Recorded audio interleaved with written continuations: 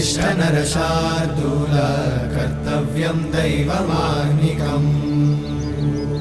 उत्तिष्ठोत्तिष्ठ गोविन्द उत्तिष्ठ गरुडध्वज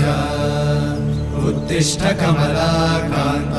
त्रैलोक्यं मङ्गलं कुरु उत्तिष्ठोत्तिष्ठ गोविन्द उत्तिष्ठ गरुडध्वज उत्तिष्ठ कमलाकान्त त्रैलोक्यं मङ्गलं कुरु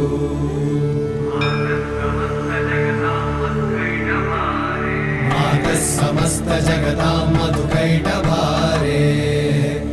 वक्षो विहारिणि मनोहर दिव्यमूर्ते